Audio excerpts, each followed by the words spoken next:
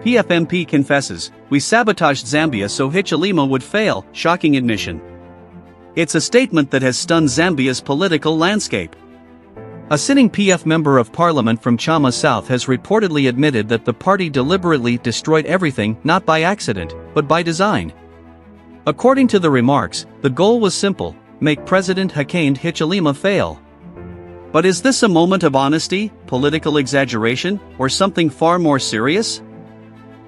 Tonight, we examine what was said, what it really means, and why this confession matters for Zambia's future.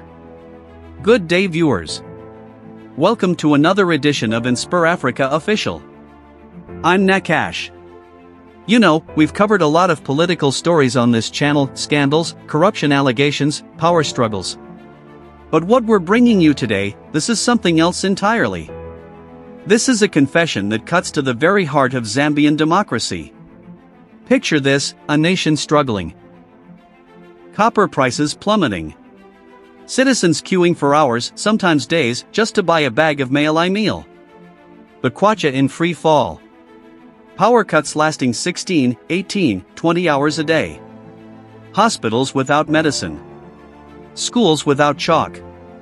A country on its knees. And then imagine discovering that it wasn't all just misfortune. It wasn't simply bad luck or global economic forces beyond anyone's control. What if I told you that some of this suffering, this deliberate, calculated suffering, was engineered? What if members of the very party that lost power actually admitted to sabotaging their own country? Not to help Zambians. Not to preserve democracy. But to make the new government fail. To ensure that President Hakainde Hichilema would stumble and fall, so they could return to power and say, "See? We told you so." How does a political party justify crippling the nation it claims to love? What kind of ideology allows leaders to watch hospitals collapse, children go hungry, and businesses shutter, all while knowing they pulled the strings? And most importantly, what are the consequences when betrayal of this magnitude is finally exposed? Today, we're diving into one of the most explosive political confessions in recent Zambian history. Factual foundation. The revelation came to light during a series of leaked audio recordings and parliamentary debates that emerged in late 2025. But to understand the full magnitude of this confession, we need to go back to August 2021. On August 12, 2021, Zambia held general elections. The United Party for National Development, led by Hakainde Hichilema, won by a landslide, nearly 1 million votes, defeating the incumbent Patriotic Front, whose leader Edgar Lungu had governed since 2015. The transition appeared peaceful on the surface. President Lungu conceded defeat. Hichilema was sworn in. International observers praised the democratic process. But beneath the surface, something far more sinister was taking shape. By October 2021, just 2 months into the new administration, Zambia faced a cascading series of crises. Critical fuel shortages at the pumps. Disruptions in the agricultural supply chain, particularly fertilizer distribution. Administrative bottlenecks in key government ministries. Suspicious delays in the handover of crucial financial documents. A spike in labor strikes at state-owned enterprises. At the time, the UPND government attributed these challenges to the catastrophic debt situation they inherited. Zambia had defaulted on its sovereign debt in 2020, owing over $17 billion to international creditors. President Hichilema's administration argued they were dealing with years of economic mismanagement. And they were. But they didn't know the full story. The first suspicions emerged in parliamentary debates in mid-2023. Opposition MPs from the Patriotic Front began making unusually bold statements, almost taunting remarks, suggesting the UPND's struggles weren't entirely accidental. Then came the whispers. Leaked WhatsApp conversations. Former PF officials speaking off the record to journalists. Anonymous tips to investigative reporters. And finally, in late 2025, came the smoking gun. A sitting Patriotic Front member of parliament, in what can only be described as a moment of stunning candor or perhaps hubris, openly admitted what many had suspected but none could prove. The PF had deliberately sabotaged the transition. Direct evidence. The confession came during a heated parliamentary debate on national reconciliation. The MP in question, whose name we'll reveal shortly, was responding to accusations that the PF had left the country in ruins. And rather than deny it, he defended it. MP, let me be very clear about something. Yes, we made certain decisions during the transition period. Strategic decisions. And I will not apologize for that. Speaker of Parliament. Honorable member, are you saying? MP, I'm saying exactly what you think I'm saying, Madam Speaker. We knew that if Hichilema came into power and things ran smoothly, if the machinery of government just handed itself over nicely, people would forget. They would forget everything we built. Everything we stood for. Opposition MP interjects, you mean everything you stole? MP, no. Listen. We are politicians. This is politics. You think we were going to just gift wrap the presidency and make it easy for them? After they spent years calling us thieves? Calling us criminals? Now, understand what's happening here. This isn't a moment of remorse. This is justification. This is a sitting member of parliament defending sabotage as legitimate political strategy. MP, so yes, we made sure certain files went missing.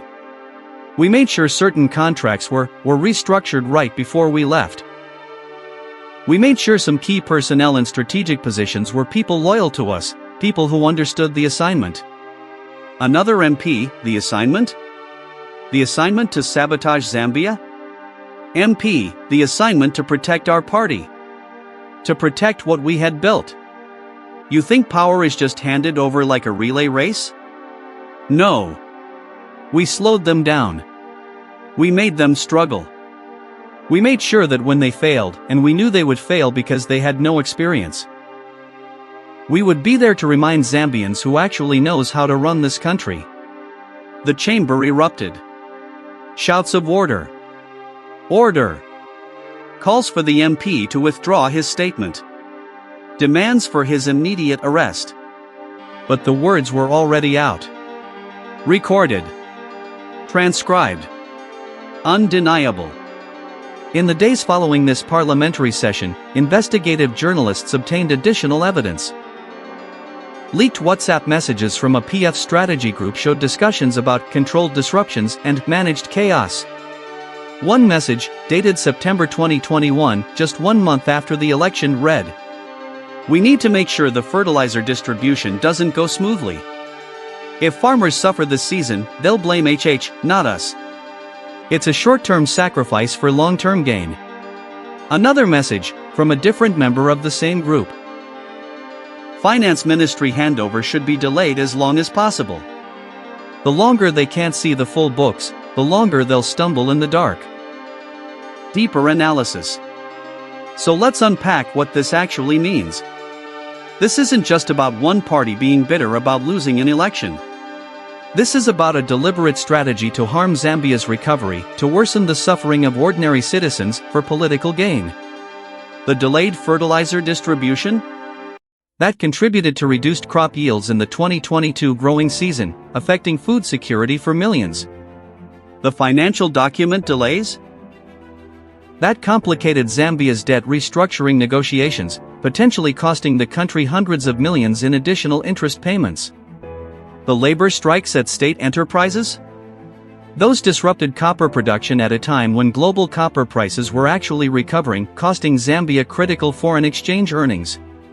The reaction from across Zambian society has been swift and fierce.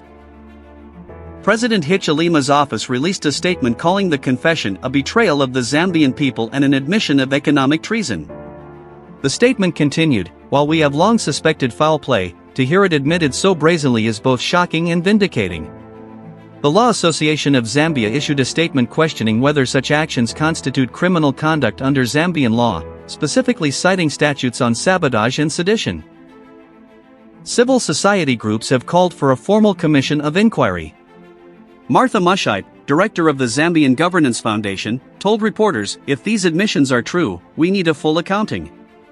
We need to know every file that was hidden, every contract that was sabotaged, every official who participated. And there must be consequences. Interestingly, even within the Patriotic Front itself, there's division. Some members have distanced themselves from the confession, calling it the reckless statement of one individual that doesn't represent party policy. But others have doubled down. One former PF cabinet minister, speaking anonymously, told this reporter, "Look, was it ideal? No. But politics is war by other means. The UPND wanted power so badly? Fine. Let them deal with the consequences of inheriting a government they spent years undermining while we were in office." What goes around comes around. This raises profound questions about political conduct and accountability in Zambia. Is there a legal framework to prosecute deliberate sabotage of government operations? The Zambian Penal Code includes provisions against acts intended to cause economic harm to the state, but these have rarely been tested in court and never in a political context like this. Constitutional law experts point out that while opposition parties have a right, even a duty, to hold government accountable, there's a line between legitimate opposition and deliberate sabotage of state functions. Professor James Chanda of the University of Zambia Law School argues, there's a difference between political opposition and economic warfare. If you're actively working to make your country's situation worse so you can benefit politically, you've crossed a fundamental ethical line. Whether that's also a legal line is what we now need to determine. But perhaps the most troubling aspect is what this reveals about the state of Zambian politics more broadly. If sabotage is now considered acceptable political strategy, if causing national suffering for partisan advantage is something politicians will openly defend, where does it end?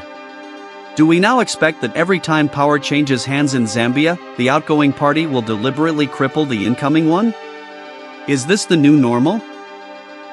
And how can Zambia build a stable democracy when the very people entrusted with leadership see the nation's well-being as secondary to their party's fortunes? Key questions remain unanswered. How widespread was this sabotage?